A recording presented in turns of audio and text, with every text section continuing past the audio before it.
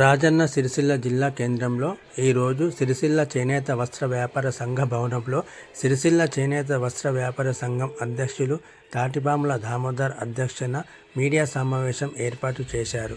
ఈ సందర్భంగా వారు మాట్లాడుతూ మాజీ ఎంపీ వినోద్ కుమార్ సిరిసిల్ల వస్త్ర పరిశ్రమ మీద ప్రేమ చూపిస్తూ బతుకమ్మ చీరల బకాయిలు చెల్లించని ఎడల మహాధర్నా చేపడతామని చెప్పడం, ఈ యొక్క సమస్యను రాజకీయానికి వాడుకుంటూ రాబోయే ఎంపీ ఎన్నికల గురించి వాడుకుందామనే ఉద్దేశంతో చేస్తున్నటువంటి ఈ ధర్నా దీనిని మేము ఖండిస్తున్నామని అన్నారు. ఈ కార్యక్రమంలో సిరిసిల్ల చేనేత వస్త్ర వ్యాపార సంఘం అధ్యక్షులు తాటిపాముల దామోదర్, ఏనుగుల ఎల్లయ్య, గౌడరాజు, పాలిస్టర్ వస్త్ర ఉత్పత్తిదారుల సంఘం అధ్యక్షులు మండలం సత్యం, బూట్ల నవీన్, గోవిందు రవి, డయింగ్ అసోసియేషన్ అధ్యక్షులు చిలక రాజేశం, కోడం శ్రీనివాస్, కాటన్ క్లాత్ ఉత్పత్తిదారుల సంఘం అధ్యక్షులు Kattekola Lakshminarayana, Kokkula Venkatesham, max president association అధ్యక్షులు ఎల్దండి శంకర్, వేముల దామోదర్, బుడ్డ శ్రీధర్ మరియు తదితరులు పాల్గొన్నారు. రోజున పెద్దలు మాజీ ఎంపీ వినోద్ కుమార్ గారు సిరిసిల్ల వస్త్ర పరిశ్రమ మీద ప్రేమ చూపిస్తూ వారు గత ప్రభుత్వం ఉంచినటువంటి బకాయిలు, బతుకమ్మ చీరల బకాయిలను చెల్లించాలని మహాధర్నా చేస్తానని చెప్పడం చాలా బాధాకరం. ఏదైతే ఈ 300 కోట్లకు పైగా బతుకమ్మ చీరల బకాయిలు గత టీఆర్ఎస్ ప్రభుత్వం నిర్లక్ష్యంగా వ్యవహరించి ఉంచినటువంటి బకాయిలకు ఎందుకు బకాయి పెట్టడం జరిగింది అని సమాధానం చెప్పకుండా కనీసం అసెంబ్లీలో ఈ యొక్క బకాయిలపై సిరిసిల్ల ప్రజలు ఇబ్బంది పడుతున్నటువంటి విషయాన్ని మాజీ మంత్రివర్యులు, టెక్స్టైల్ మినిస్టర్ మాజీ మంత్రివర్యులు కేటీఆర్ గారు సిరిసిల్ల శాసనసభ్యులుగా ఉండి సిరిసిల్ల ప్రజల ఇబ్బందుల గురించి అసెంబ్లీలో మాట్లాడకుండా ఈ మహాధర్నా చేస్తానని చెప్పనేసి చెప్పడం, ఈ ఇబ్బందుల ఈ సమస్యను వాళ్ళు రాజకీయం వాడుకుందాము, ఎంపీ రాబోయే ఎన్నికలలో ఎన్నికల గురించి వాడుకుందాము అనేటువంటి ఉద్దేశంతో చేస్తున్నటువంటి ఈ ధర్నా కార్యక్రమం కానీ పరిశ్రమకు బాగోగుల గురించి ఆలోచిస్తున్నటువంటి ఉద్దేశం కాదు. ఇటు విషయాన్ని మేము ఖండిస్తున్నాము. మీరు వాస్తవాన్ని కనుక మీరు కార్మికులకు కానీ సిరిసిల్ల వస్త్ర పరిశ్రమకు కానీ మేలు చేయాలనేటువంటి ఉద్దేశం మీకు ఉన్నట్టయితే మీరెప్పుడో ఈ బకాయిలను ఇచ్చి ఆదుకునేటువంటి వారు. వీళ్ళని ఇబ్బందులకు గురి చేయాలని చెప్పనేసి ఎన్నో రకాల గతంలో కూడా మేము సిరిసిల్ల వస్త్ర పరిశ్రమ మీద ఈ జరుగుతున్నటువంటి ఇబ్బందుల మీద మంత్రి గారికి విన్నవించుకుందామని సరి ఎన్నిసార్లు ప్రయత్నం చేసినా కూడా మీరు మొత్తానికే సమయాన్ని కేటాయించకుండా ఏమాత్రం కూడా మీరు ఏదో మీకు నచ్చిన తీరుగా వ్యవహారం చేస్తూ ఈ పరిస్థితి మొత్తం ఇక్కడ ఉన్నటువంటి పరిశ్రమలను అవి సొంతంగా నడుస్తున్నటువంటి ఈ వస్త్ర పరిశ్రమను చాలా వాటిని మొత్తాన్ని కూడా కుట్టుబడే విధంగా చేసి ఈ సంక్షోభానికి కారణమైనటువంటి గత ప్రభుత్వం ధర్నా చేయడం సిగ్గుచేటు. మీరు ఎవరిని పట్టుకొని ధర్నా చేస్తామనుకుంటున్నారు? మీరు కార్మికులు కానీ ఇక్కడ కానీ దీనికి సంబంధించినటువంటి ఈ పరిశ్రమ బాగోగుల గురించి ఇప్పుడు వచ్చినటువంటి కాంగ్రెస్ ప్రభుత్వంతో సంప్రదింపులు జరుగుతూ ఉన్నాయి. పరిశ్రమ బాగోగుల గురించి ఒక స్పష్టమైనటువంటి నిర్ణయాలు జరుగుతూ ఉన్నాయి. మాకు మంత్రివర్యులు హామీ ఇచ్చిండ్రు. ఇక్కడ స్థానికంగా ఉన్నటువంటి ఇక్కడ కరీంనగర్ ఎంపీ గారంటే పొన్నం ప్రభాకర్ గారు, మా ఈ చేనేత మంత్రి గారు తుమ్మల నాగేశ్వరరావు గారు దీని మీద సమీక్ష జరిపి దీనికి ఒక రూపకల్పన చేస్తూ ఉన్నారు. డబ్బులు కూడా త్వరలోనే ఇవ్వాలనేటువంటి నిర్ణయానికి వచ్చినారు. కాకపోతే గత ప్రభుత్వం మొత్తం కూడా దీని మీద ఆ ఖజానా అనేది మొత్తం ఖాళీ అయింది. మరి మీరు కొద్దిగా మీరు ఓపిక పట్టాలి అని చెప్పడం జరిగింది. ఈ 3-4 రోజుల్లో డబ్బులు రావచ్చు. మీరు ఈ ధర్నాన్ని మాత్రం మేము ఖండిస్తున్నాము. సిరిసిల్ల వస్త్ర పరిశ్రమ గత 3 మాసాల నుంచి కొట్టుమిట్టాడుతూ వర్కర్కు చేతినిండా పని లేకుండా, ఆసామి అరోగోస పడకుండా, యజమానులు పెట్టిన పెట్టుబడి రిటర్న్ రాకుండా ఆగమ్య గోచరంగా తిరుగుతున్న వ్యవస్థ సిరిసిల్లలో గోచరిస్తుంది. ఇటువంటి పరిస్థితులలో రాజకీయంగా మమ్మల్ని ఇబ్బంది చేయకుండా పరిశ్రమకు అనుకూలంగా అందరూ సహకరించి ఇక్కడ సిరిసిల్ల పరిశ్రమను, ఎందుకంటే ఇక్కడ ఇంతకుముందు గత కొన్ని సంవత్సరాల నుంచి మనం ఏ పరిస్థితిలో చూసినా కూడా ఆర్థికంగా చాలా ఇబ్బందుల్లో కొనసాగుతున్న పరిస్థితిలో ఉన్నప్పుడు ఇక్కడ మనం ఒక బతుకమ్మ చీరను కావచ్చు, ఇతరత్ర గవర్నమెంట్ ఆర్డర్ కావచ్చు ఇక్కడ తీసుకురావడం జరిగింది గత ప్రభుత్వం. దానివల్ల ఇక్కడ కొంత ఆర్థికంగా అందరూ చేయుతని అందుకొని ఉన్న కుటుంబాలను సంతోషంగా వాళ్ళందరూ గడుపుకుంటూ పిల్లలను మంచి స్థాయిలో చదివించుకుంటూ ఉద్యోగాల రీతిలో వాళ్ళు జీవనం గడుపుతున్న సందర్భంగా ఇప్పుడు ఈ గవర్నమెంట్ పోవడం వల్ల మాకున్న ఆ పెండింగ్ డబ్బుల వల్ల మాకు చాలా ఇబ్బంది అవుతుంది. ఎందుకంటే గవర్నమెంట్ ఉన్నప్పుడు ఇచ్చిన డబ్బులు ఇచ్చేస్తుంటే అప్పుడు మాకు ఇంత ఇబ్బంది ఉండకపోతుండే. ఇప్పుడు ఆర్డర్ ఇచ్చినా ఇవ్వకపోయినా మా ఇష్టానుసారంగా వ్యాపారం చేసేవాళ్ళం.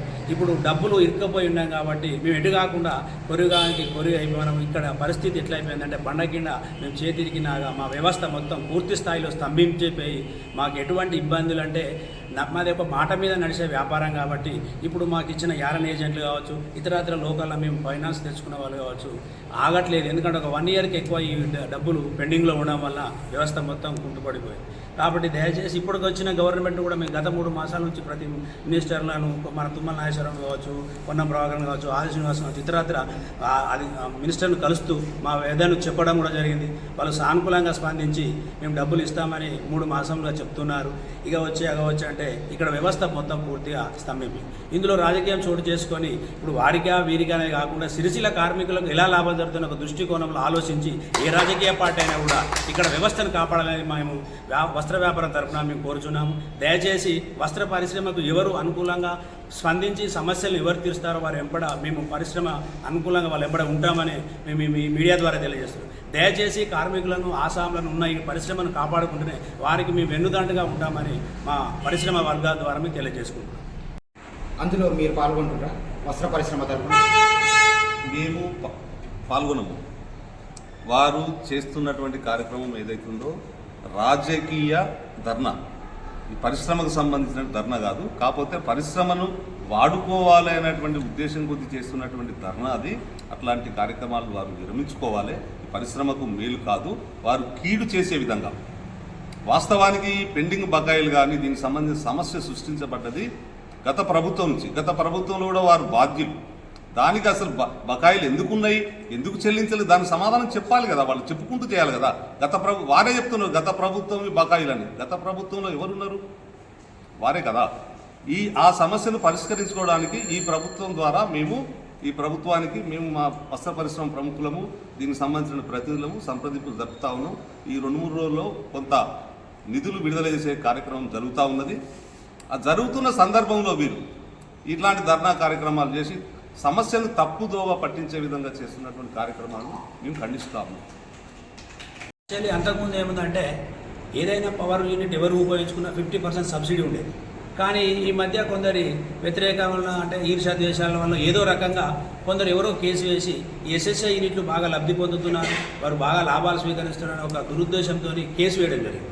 దానివల్ల ఏమైందంటే ఇక్కడ ఎస్ఎస్ఐలో ఉన్న వాళ్ళు పెద్ద సీట్లు చిన్న సీట్లు అని కాదు, దాదాపు చిన్న పరిశ్రమలో వాళ్ళు ఏంటంటే ఆ యజమానిగా నేను ఎదగాలి, ఒక కొంత గవర్నమెంట్ ద్వారా లోన్ తీసుకొని నేను నా ఓను అంటే నియంత్రణ నేను నా కాళ్ళ మీద నిలబడి నేను సొంత వ్యాపారం చేసుకోవడం ఒక సదుద్దేశంతో 24 సంవత్సరాలు 25 సంవత్సరాలు ఉన్న వాళ్ళు ఈ ఎస్ఎస్ఐ యూనిట్ తీసుకొని వాళ్ళు కొంత బతుకమ్మ ఈ ప్రోగ్రామ్ తీసుకొని చేస్తే వాళ్ళకి వాళ్ళ పూర్తి స్థాయిలో కరెంటు సబ్సిడీ తొలగించాలనే ఒక కేసు వేసి వాళ్ళని వాళ్ళ కరెంటు బిల్లు కట్టాలి పూర్తి స్థాయిలో వాళ్ళను ఇది వేధించడం కూడా మాకు ఒక పెద్ద సమస్యగా తయారైంది.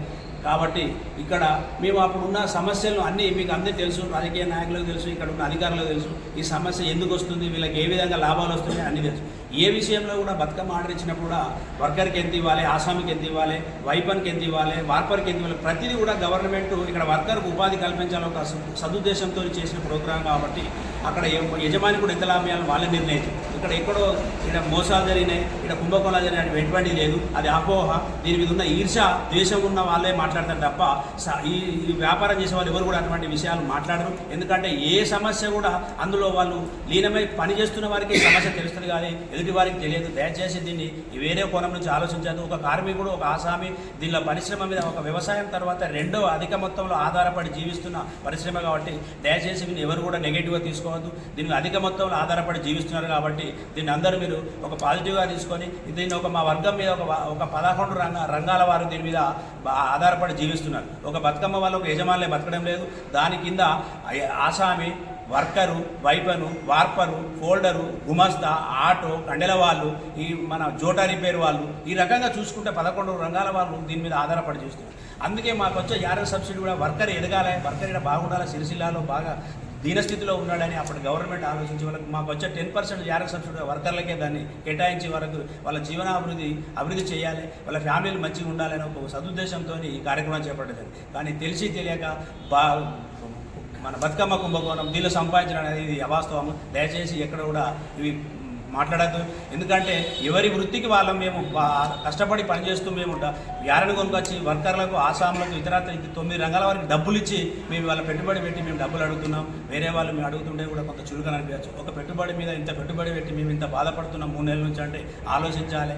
ఈ కార్మిక వ్యవస్థ ఎట్లా కాపాడుకోవాలి. సిరిసిల్లలో పూర్తి 90% ఈ పరిశ్రమ మీద ఆధారపడిన కాబట్టి దయచేసి దీని మీద ఇంకోసారి కుంభకోణాలు అనకుండా, మా మనోభావాలు దెబ్బతీయకుండా, మాకు అందరూ ఈ డబ్బులు వచ్చే విధంగా ఎవరు చేసినా సహాయం చేయాలని మేము వస్త్ర పరిశ్రమ మేము అందరినీ కోరుకుంటున్నాం. మాకు పెద్దగా ఇప్పుడు సమస్య ఏదంటే కరెంటు సమస్య.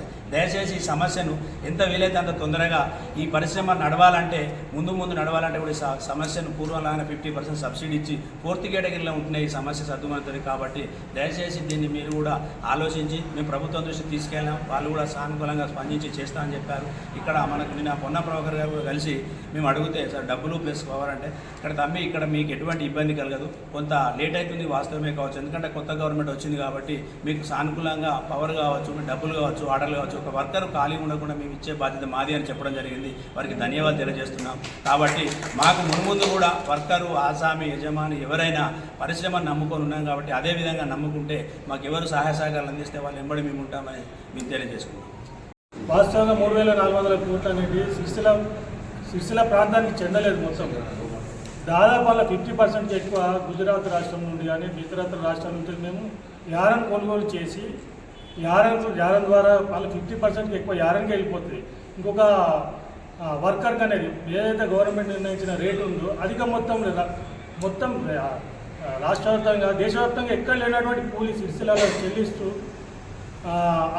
వర్కర్లకు కానీ ఆసాంలకు కానీ అధిక మొత్తంలో కూలీ ఇచ్చి మేము తయారు చేసినాం. ఎందుకంటే పరిశ్రమ బాగుండాలనే సదుద్దేశంతో ఇచ్చిన ప్రాజెక్ట్ కాబట్టి దాని బలంగానే ఎవరెవరికి ఏ రంగాల వారీగా అదనంగా కూలీ ఇచ్చుకుంటూ తయారు చేసాం. కానీ ఈ 3,400 కోట్లు అనేది కేవలం సిరిసిల్లకు మాత్రం చెందలేదు. ఇది వాస్తవం. మీరు ఎవరైనా కూడా తెలుసుకుంటే బాగుంటుంది.